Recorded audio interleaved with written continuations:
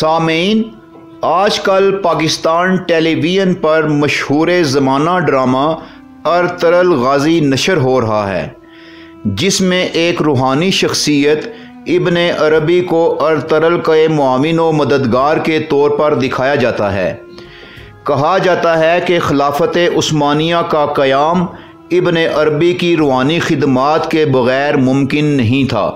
چنانچہ آج ہم آپ کو ابن عربی کی زندگی کا مختصر تعارف کروائیں گے، لیکن اگر آپ نے ابھی تک ہمارا چینل دستک ٹی وی سبسکرائب نہیں کیا تو اسے سبسکرائب کر لیں اور ساتھ ہی بیل آئیکن بھی پریس کر لیں تاکہ آپ کو ہماری مزید اپڈیٹس ملتی رہیں۔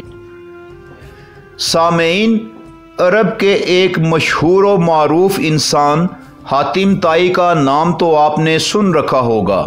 حاتم طائی قبیلہ بنی طے سے تعلق رکھتا تھا۔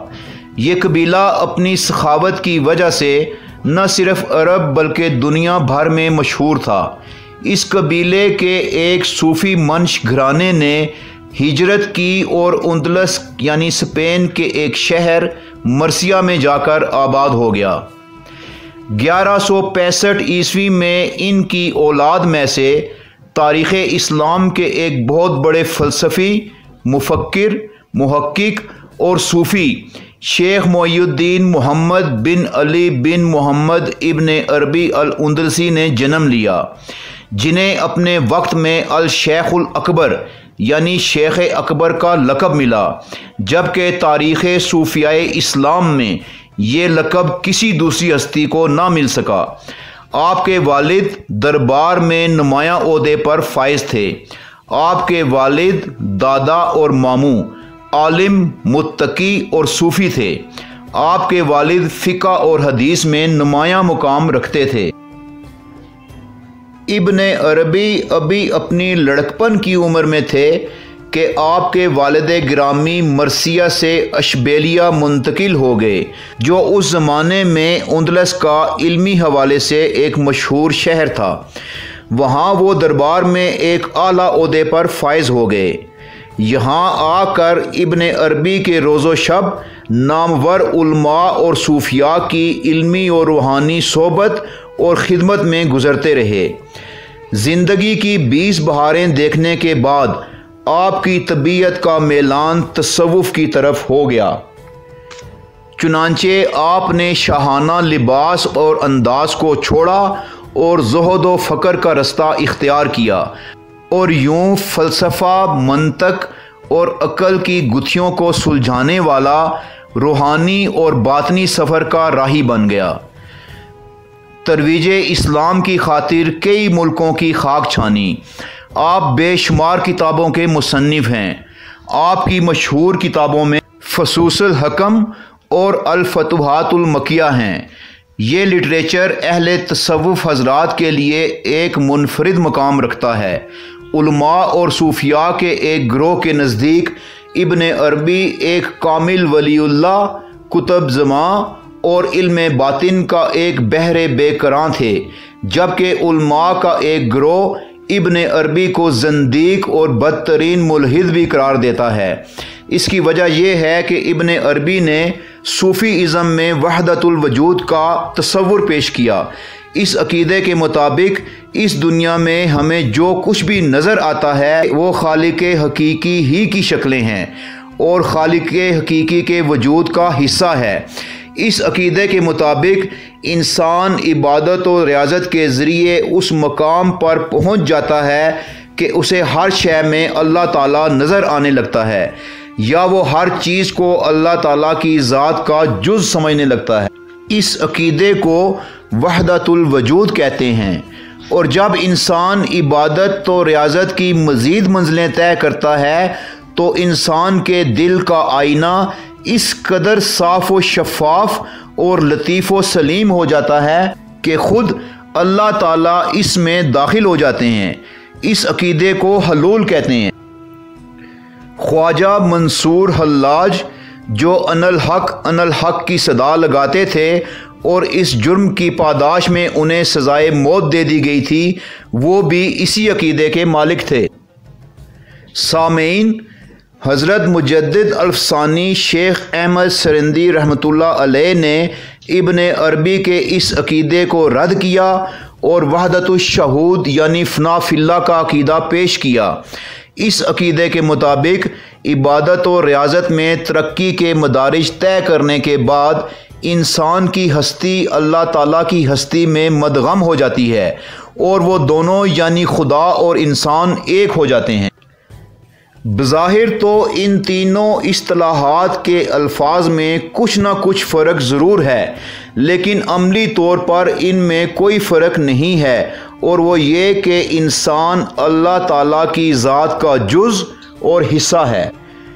12ویں صدی کے مجدد اعظم حضرت شاہ ولی اللہ محدث دہلوی رحمۃ اللہ علیہ فرماتے ہیں کہ محی الدین ابن عربی کی وحدت الوجود اور شیخ احمد سرندی کی وحدت الشہود میں معمولی سا تعبیر کا فرق ہے، ورنہ یہ ایک ہی ہیں، اور انہوں نے اس کو توحید وجودی کا نام دیا۔ سامعین، لا الہ الا اللہ کے 3 درجے اخذ کیے گئے ہیں: لا معبود الا اللہ، لا مطلوب الا اللہ اور لا موجود الا اللہ۔ اسلام کے بڑے بڑے فلاسفر اور صوفیاء لا موجود الا اللہ کے درجے پہ پہنچے ہوتے ہیں۔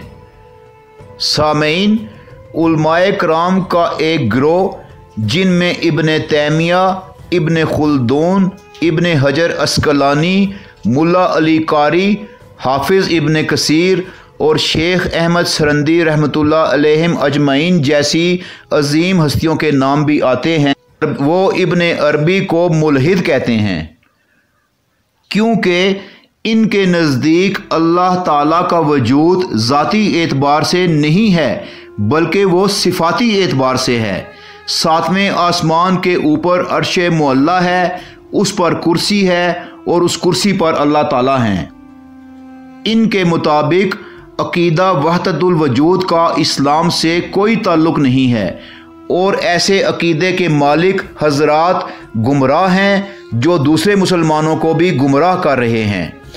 جبکہ حکیم الامت حضرت مولانا اشرف علی تھانوی رحمۃ اللہ علیہ فرماتے ہیں کہ ابن عربی کا لٹریچر پڑھنے سے پہلے قاری کے پاس ایک اعلیٰ معلم کا ہونا ضروری ہے۔ اس سے ہمیں پتہ چلتا ہے کہ ابن عربی کی تعلیمات بہت ہی فلسفیانہ اور وسیع ہیں، اس لیے ان کی باتوں کی گہرائی کو ہر کوئی نہیں سمجھ سکتا۔ سامعین، دنیا کے بیشتر صوفیاء اور مشائخ ابن عربی کو ولی کامل اور اپنا رہبر مانتے ہیں۔ ان کے نزدیک ان کی تعلیمات قرآن و حدیث کے عین مطابق ہیں، اور ان کا وحدت الوجود کا فلسفہ توحید پر مبنی ہے۔ ابن عربی کا شمار اسلام کے چند بڑے دانشوروں اور صوفیاء میں ہوتا ہے۔ 620 ہجری کو آپ نے دمشق میں سکونت اختیار کر لی۔ کہا جاتا ہے کہ ان کی مشہور کتاب فصوص الحکم کو وہ پڑھ سکتا ہے جو پختگی ایمان اور تزکیہ نفس کے مدارج طے کر چکا ہو، کیونکہ اس میں کائنات کے ایسے ایسے اسرار و رموز سے پردہ کشائی کی گئی ہے کہ جن کو صوفیاء چھپاتے ہیں اور ان رازوں کو چھپانے ہی میں عافیت سمجھتے ہیں۔ شیخ الاکبر ابن عربی جو ہمہ وقت قرآن و حدیث کے علوم میں غوطہ زن رہتے تھے، انہوں نے حضرت نعمت اللہ شاہ ولی کی طرح آنے والے تمام ادوار کے بارے میں بہت سی پیشن گوئیاں کی ہیں جو آج تک حرف بہ حرف درست ثابت ہو رہی ہیں۔ سامعین، آپ دیکھ رہے ہیں دستک ٹی وی کا پروگرام شیخ الاکبر ابن عربی رحمۃ اللہ علیہ، جو اب اپنے اختتام کو پہنچتا ہے۔ انشاءاللہ بہت جلد ہم اپنے پروگرام کے ساتھ دوبارہ آپ کی خدمت میں حاضر ہوں گے۔ اس وقت تک کے لیے اجازت چاہیں گے۔ اللہ نگہبان۔